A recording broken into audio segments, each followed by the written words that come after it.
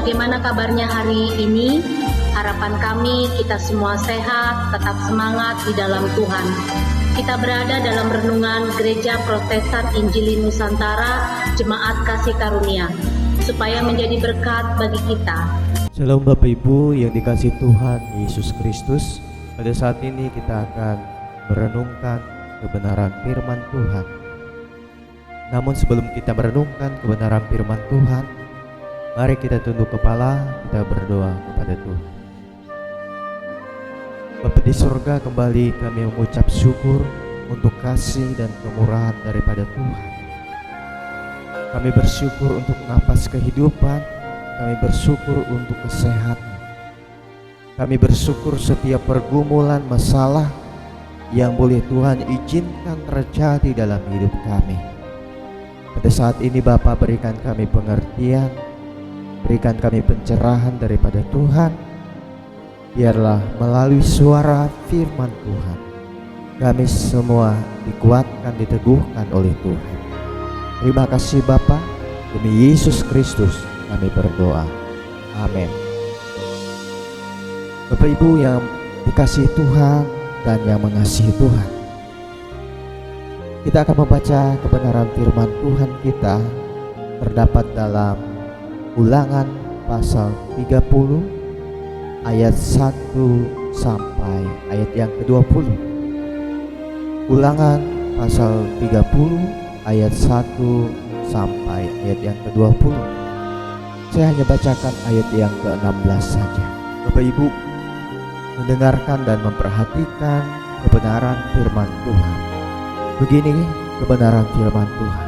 Karena pada hari ini aku memerintahkan kepadamu untuk mengasihi Tuhan Allahmu dengan hidup menurut jalan yang ditunjukkannya dan berpegang pada perintah, ketetapan dan peraturannya, supaya engkau hidup dan bertambah banyak dan diberkati oleh Tuhan Allahmu di negeri kemana engkau masuk untuk mendudukinya.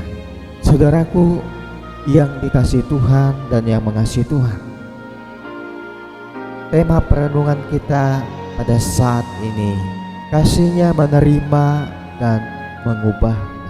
Kasih manusia acap kali menuntut syarat,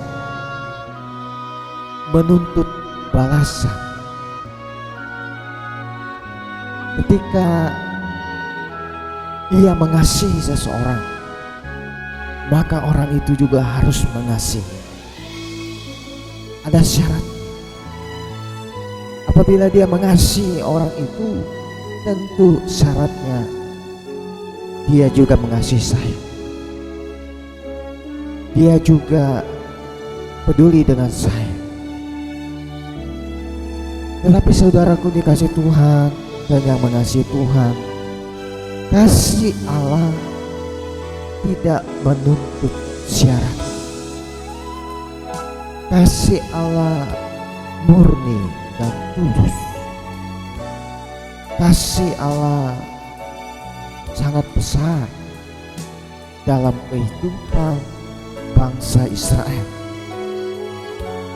Dalam teks ini kita belajar bagaimana kasih Allah dan anugerah Allah itu dinyatakan kepada bangsa Israel sebagai umat pilihan Tuhan. Hal ini terbukti dari janjinya kepada Israel bahwa mereka, ketika mereka bertobat dan kembali kepadanya, Ia akan mengampuni mereka dan memulihkan mereka. Ayat yang pertama sampai ayat yang ke-15. Bahkan Ia akan mengubah hati mereka yang dahulu mereka yang jahat kepada Tuhan. Ia akan mengubah karena hati mereka dan memberkati mereka dengan kebaikan yang melimpah. Itu ayat yang ke-6 dan yang ke-10. Tuhan memperhadapkan mereka kepada dua pilihan. Kehidupan untuk setia kepada Tuhan, untuk taat kepada perintahnya, atau kematian di ayat yang ke-15. Jika mereka memilih taat kepada Tuhan, mereka akan menerima kehidupan. Sebaliknya, jika mereka melawan Tuhan, tidak taat kepada Tuhan, tidak setia kepada Tuhan, mereka pasti akan menderita dan mereka juga akan mengalami kebinasaan di ayat yang ke-16 sampai ayat yang ke-18. Bapak Ibu Saudaraku yang dikasihi Tuhan dan yang mengasihi Tuhan, pilihan itu berlaku sampai saat ini. Ketika orang percaya mau mendengarkan suara Tuhan dan menaatinya, berkat kehidupan akan menjadi bagian. Sebaliknya, jika kita tidak mau taat kepada Tuhan, tidak setia kepada Tuhan, kita akan menderita, bahkan akan binasa. Melalui perjalanan hidup Israel, hendaknya kita senantiasa memilih kehidupan yang taat kepada Tuhan sepanjang hidup kita, setia kepada Tuhan. Hidup kita ditentukan juga pilihan-pilihan di dunia ini.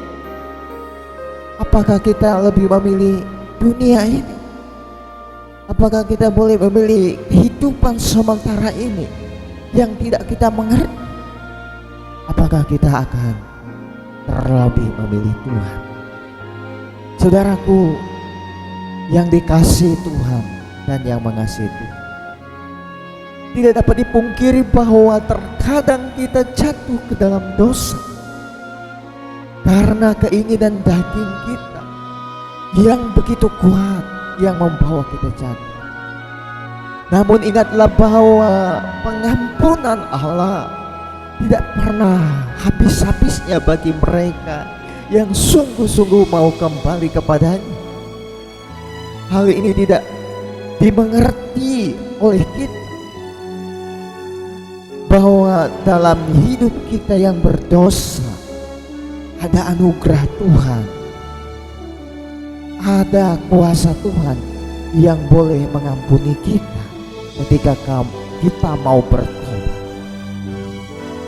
dengan sungguh-sungguh. Pertobatan kepada Tuhan dengan sungguh-sungguh tanpa kepalsuan, sebab Allah mengetahui bahwa kesungguhan kita yang bertobat kepada Tuhan. Sebab Allah akan menghukum mereka yang melawan Dia, yang memberontak, yang tidak setia, yang tidak taat kepada Tuhan, yang tidak peduli kepada Tuhan. Tetapi penuh belas kasihan Allah bagi mereka yang mau bertobat kepada-Nya. Janji Tuhan kepada orang percaya dengan iman, dengan yakin adalah iya dan amin. Bagi mereka yang mengasihi Dia, Tuhan pasti akan mengampuni kita yang mau bertobat dengan sungguh-sungguh.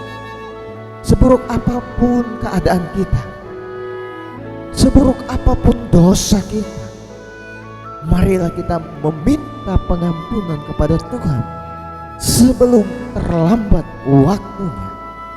Sebab Ia mengampuni mereka yang mau bertobat sungguh-sungguh. Ia mau menerima kita kembali. Bahkan Ia mau menolong kita, mengubah kita menjadi pribadi yang lebih baik. Kasih Allah, anugerah Allah menolong kita untuk kita menjadi manusia baru. Jadi jangan lagi kita hidup di dalam dosa. Jadi jangan lagi kita hidup di dalam dosa, tetapi hendaklah kita hidup menurut kehendaknya, setia kepada Tuhan. Kiranya anugerah Allah dan belas kasihan Allah senantiasa mengiringi langkah hidup kita, langkah Bapak Ibu Saudaraku sekalian. Tuhan Yesus menyertai kita sekarang sampai selama-lamanya. Amin. Demikian perenungan kita hari ini. Doa dan harapan kami, Tuhan Yesus memberkati melalui perenungan hari ini. Amin. Shalom. Firman-Mu Tuhan di taman kakiku, janji-Mu terang jalan-jalanku, kebenaran-Mu setiap hari.